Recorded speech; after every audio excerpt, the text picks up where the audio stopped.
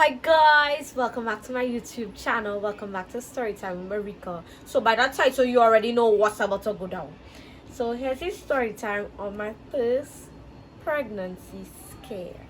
Now this was last year October. I think last year October. And wait, backstory. My period comes round the clock, like around the same time, round the clock. You know the app Flow?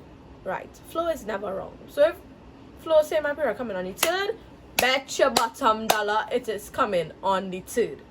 It's not coming on the 2nd, it's not coming on the 4th.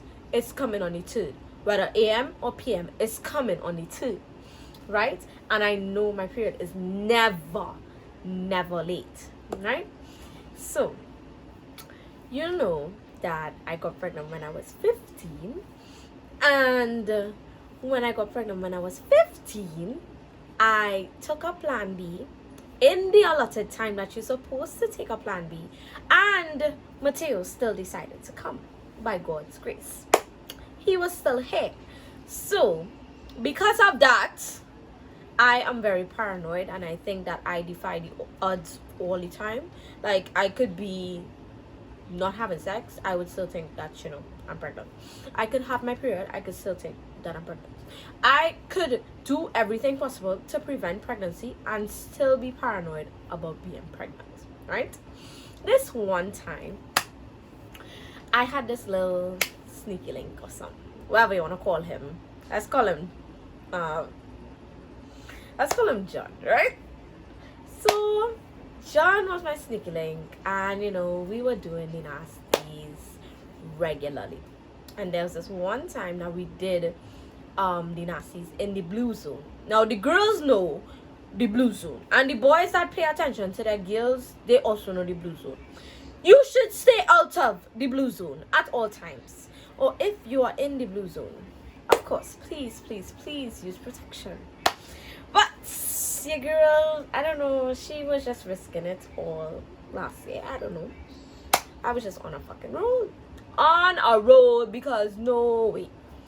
Anyways, so in the blue zone, we did the nasties, and we did it without protection. Michelle, if you're watching this, skip this video. Don't watch this video. I know you support me and you watch all my YouTube videos, but skip this one. You don't need to know about this. Anyways, back to the story. So yeah, we had sex in the blue zone, and at first I was like, it don't matter, because he withdrawed, aka pull out, and well, I thought that was that. No, that wasn't that, because Flo probably say my period was supposed to come, let me say, on the 20th. The 20th passed, the 21st passed, the 22nd passed. And by the 21st, I was like, it's just one day, And Flo wasn't saying that my period late yet. It was just saying, like, your period is scheduled to come, right? Because, they give you, like, 3 days before and 3 days after the date that they give you. Right? So the 21st passed, then someone was saying 22nd. I say, but what going on? I don't start to, my chest start to hurt me one time, it started to hurt me one time. But me and tell the boy nothing. Holy man. Me and tell him nothing. I just was like, let me just wait. Maybe, I just stressed out right now. Because I was stressed out. And them time I was still working KFC, going to school and everything. So I was just like, maybe I just stressed out. 21st, but I don't know when was the exact date. I just giving you a reference. So like we say, Flo say it was supposed to come on the 20th. 20th passed, 21st passed, 23rd passed, 22nd, 23rd. Then I was like, okay, alright. Flo tell me your period is one day late. My period what? I say nah. Nah. So my chest started to hurt me more. I was like, no way. So I messaged John, and I was like, John, my period late. And he was like, by how much? I was like, a day. He was like, yeah, nothing to worry about yet. What? Of course I have a lot to worry about because my period is wrong the clock. It don't skip a day. It don't come 2 weeks late. It is regular. Like, it comes on time every single month. Right? So, he like, nah, don't stress. If it didn't come by, probably, let me say that was a Tuesday, right? If it don't come by Friday, you will take a test. I say, okay. Monday pass, Tuesday, well, that was a Tuesday, let me say it was a Tuesday.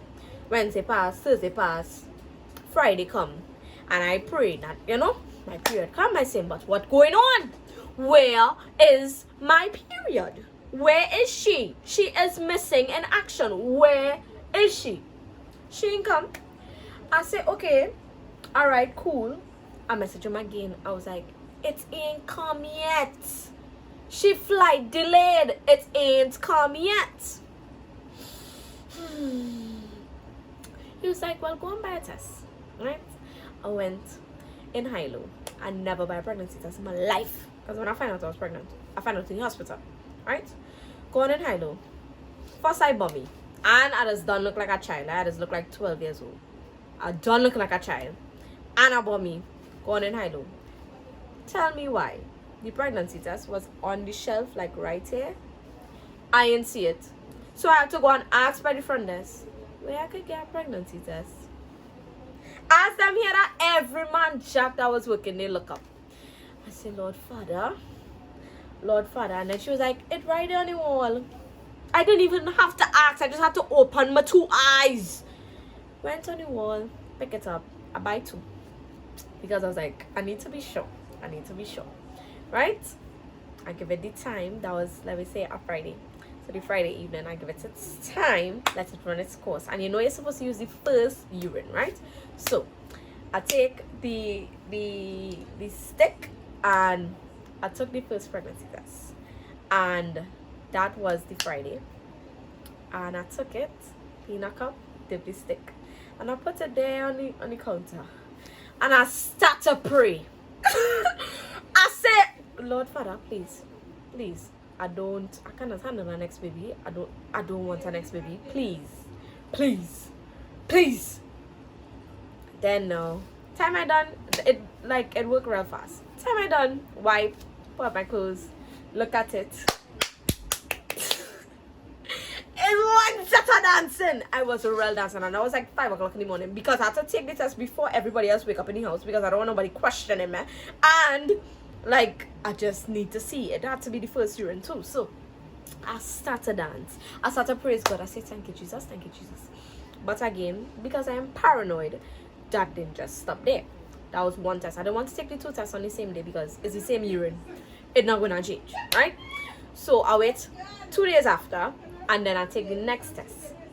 And the next test was negative too. And I was like, okay, alright, cool. This time my period still didn't come yet, but I get 2 negative tests. Obviously, I'm still paranoid because this could be false negatives. Your period still didn't come yet. It's like, what going on? Then now I message him. That was like 5 o'clock in the morning. So I messaged John, send him the picture, and he was like, well, be good.